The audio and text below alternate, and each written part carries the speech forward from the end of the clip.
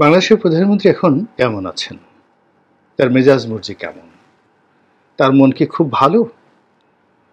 হঠাৎ করে এই বিষয়টা নিয়ে আমার কাছে মনে হলো আলোচনা করা দরকার।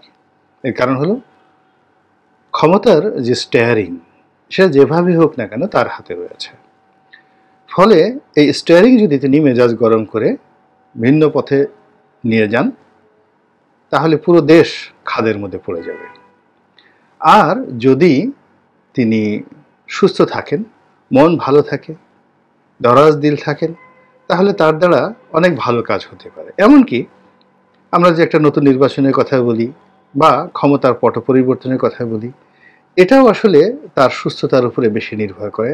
সে যদি অতিমাত্রায় আত্মবিশ্বাসী হয়ে পড়েন বা তিনি যদি খুব হ্যাপি হয়ে পড়েন বা তার কাছে যদি একটা আত্মোপলব্ধি হয় যে আল্লাহ তোমাকে অনেক কিছু দিয়েছে, তা আমি ঠিক আছে একটি ন্যায়ের শাসন প্রতিষ্ঠা করব, ভালো কিছু করব, এরকম আত্মোপলব্ধির ফলে তার দ্বারা যে রাজনৈতিক যে পরিবর্তন এই মুহূর্তে রাতারাতি সম্ভব, এটি এই মুহূর্তে আন্দোলন করা সম্ভব নয়। এর কারণ হলো আন্দোলনের পথগুলো সব বন্ধ হয়ে গিয়েছে, আর বিরোধী দলগুলো একেবারে দুর্বল হয়ে পড়েছে এবং সমস্ত ক্ষমতাটা আসলে এখন গণভবনে চলে গেছে। ফলে তার ওই দপ্তর থেকে চূড়ান্ত কোনো কিছু না আসা পর্যন্ত আসলে সবকিছু আল্লাহর উপর নির্ভর করছে আর পরিবেশ পরিস্থিতির উপর নির্ভর করছে।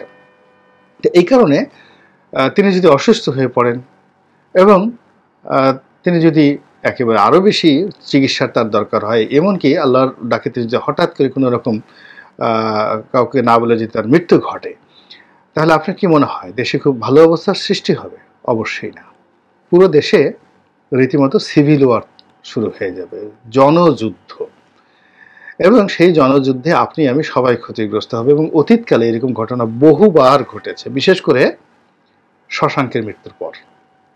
এর কারণ হলো যে এখন আপনি দেখেন শাসক দলের সবাই জয় হাসিনা, জয় বঙ্গবন্ধু, জয় বাংলা বলছে, কিন্তু তলে তলে আমার শালা কেন এমপি হলো না, আমার দুলাভাই কেন মন্ত্রী হলো না, অমুক কেন উপজেলা চেয়ারম্যান হলো না, দল কেন একে দিল না, এটা নিয়ে কিন্তু শাসক দলের মধ্যে যথেষ্ট বিভেদ এবং বিসংবাদ রয়েছে।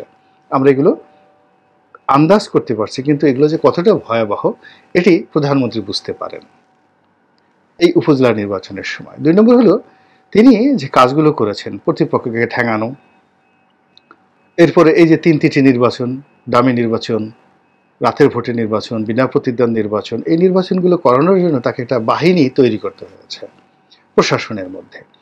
আর এই বাহিনীর যারা লোকজন, মূলত প্রধানমন্ত্রী তাদেরকে স্নেহ করে পদ পদবিতে বসিয়েছেন, কিন্তু তারা এখানে দুটো ভিন্ন মতাদর্শে কাজ করেছে। তো যারা বিভিন্ন পদ পদবিতে প্রধানমন্ত্রীর দয়ায় বসেছেন, প্রধানমন্ত্রী মনে করেছেন যে তোকে দিয়ে কাজ করানোর জন্য আমি ওখানে বসে, যেমন আমি একজন বাড়ির দারোয়ান নিয়োগ দিলাম, চাকর নিয়োগ দিলাম, মাসে মাসে বেতন দিব, ও আমার কাজ করবে, আমার হুকুম করবে। কিন্তু চাকর মনে করলো যে আমি না হলে তো আমার এই বাড়ি চলতো না, আমি তো মালিককে বাঁচিয়ে রেখেছি, আমি যদি ঘর পাহারা না দিতাম মালিক কি ঘুমাতে পারতো? এরকম একটা মনস্তাত্ত্বিক দ্বন্দ্ব আমাদের প্রশাসনে চলে আসছে। চলে আসার ফলে কি হচ্ছে, একেবারে প্রশাসনের নিম্নস্তরের যারা কর্মকর্তা কর্মচারী, তারাও মনে করছে যে আমাদের দয়ায় আওয়ামী লীগ ক্ষমতায় আছে। আবার আওয়ামী লীগের যারা কর্তা ব্যক্তি, তারা মনে করেছে যে আমরা তো 10 জনকে ডিঙ্গিয়ে 15 জনকে ডিঙ্গিয়ে ও মুখে ধরে এনে ওর বাড়ি কোথায়, ওর বংশে আওয়ামী লীগের রক্ত আছে কিনা, সব মিলিয়ে তোমার তো কোনো যোগ্যতা ছিল না ওই জায়গায় যাওয়ার জন্য, তোমাকে আমি দিয়েছি তো এই কাজটা করার জন্য, তো তুমি কৃতজ্ঞ থাকবা। তা না করে তুমি বসে এই চিন্তা করছো, ওখানে এই নারী কেলেঙ্কারি, ওখানে টাকার কেলেঙ্কারি, ওখানে অহমিকা করছে, এবং সব কথাগুলো আবার ফুলে ফেপে বিভিন্ন রকম সূত্রের মাধ্যমে যখন আওয়ামী লীগের শীর্ষ নেতা থেকে শুরু করে প্রধানমন্ত্রীর কানে যায়, তিনি সঙ্গতের কারণে আহত হন। এবং এই যে বর্তমান যে জমানাটা চলছে, আমি যে সময় ভিডিওটি করছি এটি হলো এপ্রিল মাসের এই সময়টিতে প্রচণ্ড গরম।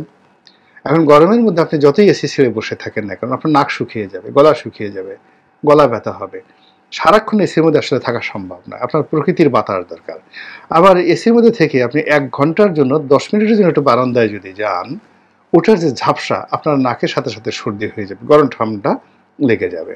তো প্রকৃতি যখন বিরূপ থাকে, আপনি বাইরেও যেতে পারছেন না, ঘরের মধ্যে থাকতে পারছেন না, এবং আপনার ঘরে ফ্রিজ ভরি খাবার আছে, ভালো পোশাক আশাক আছে, কিন্তু প্রকৃতি সেটা ঠান্ডা হোক বা গরম হোক খুব চরম পর্যায়ে চলে গেলে কখনই আপনি ভালো থাকতে পারবেন না। তো এখন যে অবস্থা রয়েছে, এখন আপনি বাংলাদেশ কেন পৃথিবীর কোনো লোকই এই অবস্থার মধ্যে ভালো থাকতে পারে না। কোনো এয়ার কন্ডিশন এখন পর্যন্ত আবিষ্কার হয়নি যেখানে এক নাগারে 24 ঘন্টা একটা মানুষ থাকলে সে সুস্থ থাকতে পারে। আপনার নাক শুকিয়ে যাবে, চামড়া শুকিয়ে যাবে, ঠোঁট শুকিয়ে যাবে। তো এখন প্রধানমন্ত্রী তো এই অবস্থায় গরমের মধ্যে তিনি যদি এসির মধ্যে থাকেন, তিনি খারাপ অবস্থায় আছেন। তিনি যদি আবার সেই এসি থেকে বের হয়ে যদি একটু গণভবনের লনে ঘোরাফেরার চেষ্টা করেন, সেই লু হাওয়া চারিদিকে তাকে আক্রমণ করে বসবে। ফলে তিনি তার এই যে প্রায় 80 বছরের যে বয়স এবং শরীর, এই প্রকৃতির বিরূপ অবস্থায় তাকে অসুস্থ বানিয়ে তুলছে, তার মেজাজ খারাপ করে ফেলছে। এরপরে আবার যে সকল রাজনৈতিক ঘটনা ঘটছে, এখন একজন আইজি ছিলেন বেনজির, খুব স্নেহ করে তিনি তাকে আইজি বানিয়েছেন, তিনি তাকে মেট্রোপলিটন পুলিশ কমিশনার বানিয়েছেন, র্যাবের ডিজি বানিয়েছেন, এরপর যথেষ্ট ছাড় দিয়েছেন। অনেক লোক তার বিরুদ্ধে বিভিন্ন কথাবার্তা বলেছে, কিন্তু সব কথাবার্তা বাদ দিয়ে তিনি সবসময় তাকে টেনে নিয়ে আসছেন 2009 থেকে এখন পর্যন্ত। তো যাই হোক, এখন সবাই যারা আইজি সাহেব সম্পর্কে জানতেন না অভ্যন্তরীণ কি হচ্ছে না হচ্ছে, তারা মনে করতেন যে প্রধানমন্ত্রী একে অতিশয় স্নেহ করেন, তিনি হয়তো ভবিষ্যতে স্বরাষ্ট্রমন্ত্রী হতে চলেছেন, অথবা স্বরাষ্ট্র প্রতিমন্ত্রীর পদমর্যাদায় একটা আলাদা পদ পদবি করে সচিবালয়ে তাকে রাখা হবে। কিন্তু আসলে আইজি বেনজিরের যে ব্যক্তিগত জীবন নিয়ে দেখা গেল প্রধানমন্ত্রীর কান অনেকে ভারী করে ফেলেছে, ফলে তার চাকরি এক্সটেন্ড হয়নি। না হওয়ার ফলে তিনি অবসরে চলে যাওয়ার পর থেকে আস্তে আস্তে তার বিরুদ্ধে বিভিন্ন কথাবার্তা বেরোতে থাকে, এবং এখন যেটি বেরোচ্ছে সেটা সত্য হোক বা মিথ্যা হোক সেটা আল্লাহ রাব্বুল আলামিন জানে বা তদন্ত প্রমাণিত হবে। কিন্তু বাস্তবতা হলো এটা প্রধানমন্ত্রী শেখ হাসিনার জন্য খুবই বিরক্তিকর এবং খুবই কষ্টের, খুবই অভিমানের, যে এই এত স্নেহ নিয়ে, এত ভালোবাসা নিয়ে, এত পদ পদবি নিয়ে তুমি এমন কিছু কাজ করলা যা কিনা এখন পুরো শেখ হাসিনাকে নিয়ে মানুষ কথাবার্তা বলবে যে তার প্রিভিলেজ না থাকলে এই কাজগুলো কেউ করতে পারতো না। এই গরমের মধ্যে বেনজির এই খবর তাকে সন্দেহে আহত করছে। আবার দেখা গেল যে একজন সংসদ সদস্য রয়েছেন সুমন সাহেব, তাকে সবাই ফেসবুকের যাকে বলা হয় এমপি বলেন, ফেসবুকের এমপি, অনেকে আবার তাকে ভাইরাল এমপি বলেন। কিন্তু হোয়াট এভার মেবি, তিনি বাংলাদেশে অনেকগুলো সাহসিক কর্মকাণ্ড চালিয়েছেন যেগুলো সাধারণত সচরাচর দেখা যায় না। তিনি বাংলাদেশের যেদের বিরুদ্ধে কথা বলে না, মুখ খুলে না, সেই জিনিসগুলো তিনি করেছেন। আবার তিনি এই যে নির্বাচনে তিনি ফেসবুক বলেন আর যা বলেন, তিনি যেতে এসেছেন তাকে কিন্তু প্রবল প্রতিযোগিতা করে ভোট করে একেবারে জেনুইনলি তাকে সেখান থেকে জিততে হয়েছে। বাংলাদেশে কোথাও প্রতিযোগিতা না হলেও তার আসনে কিন্তু প্রতিযোগিতা হয়েছে। তো যাই হোক, সেই সুমন সাহেব তিনি আসলেন, এসে যেভাবে তিনি গণভবনে ঢুকলেন বা যেভাবে সংসদে ঢুকলেন, এটি আসলে আওয়ামী লীগের লোককে পরাজিত করে, একজন মন্ত্রীকে পরাজিত করে, এটি প্রধানমন্ত্রীর কাছে খুব গ্রহণীয় নয়। তো যার জন্য এরকম সংসদে অনেকে স্বতন্ত্র হয়ে আসছেন যারা আওয়ামী লীগের লোকজন, সুমনও আওয়ামী লীগের লোকজন, কিন্তু আওয়ামী লীগের বাইরে গিয়ে তারা একটু বাহাদুরি দেখাইয়া স্বতন্ত্র কিছু একটা হয়ে আসছে, এটি দেখতে ভালো লাগে না। আমার একটা ছেলে, আমি যাকে তেজ্যপুত্র করেছি বা আমি যাকে কিছুই দেই না, জিজ্ঞাসা করে সে আমার চেয়ে বড় হয়ে গেল।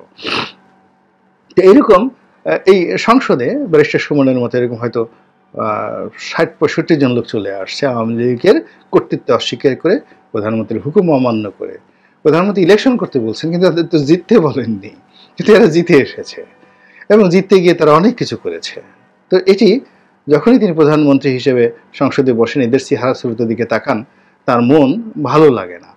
আবার এই যারা আসছেন এদের মধ্যে অনেকে কেউ বিরোধী দলীয় নেতা হতে চান, যেমন একে আজাদ সাহেব বিরোধী দলের নেতা হতে চান, ফরিদপুর থেকে হয়ে আসছেন। প্রধানমন্ত্রী তাকে তার বিরুদ্ধে অনেক কথা বলেছেন। এখন এই কথা যখন তিনি বলছেন তখন তো প্রধানমন্ত্রীর মাথা ঠিক থাকার কথা না, মেজাজ ঠিক থাকার কথা না। আবার ব্যারিস্টার সুমন এইভাবে পাশ করে আসলো, আসার পর সে একের পর এখন শুধু কাজ করে যাচ্ছে। আবার এই বেনজির বিরুদ্ধে সে চিঠিপত্র দিয়ে সে পুরো জিনিসটাকে একেবারে ঘোলাটে করে ফেলেছে। তো এই সব মিলিয়ে যে সার্বিক অবস্থা, সেই অবস্থার সঙ্গে যদি এখন চলমান এই গরম ধরেন, সেই গরমের মধ্যে প্রধানমন্ত্রীর মন কেমন আছে, মানসিকতা কেমন আছে, তার শরীর কেমন আছে, এই বিষয়গুলো অন্য কেউ চিন্তা করুক আর না করুক, আমি কিন্তু চিন্তা না করে পারছি না। কাজেই আমি দোয়া করি আল্লাহ তাকে হেদায়েত দান করুন, তাকে সুস্থতা দান করুন এবং তিনি যেন সঠিক সময় মাথা ঠান্ডা রেখে সঠিক কাজটি করতে পারেন।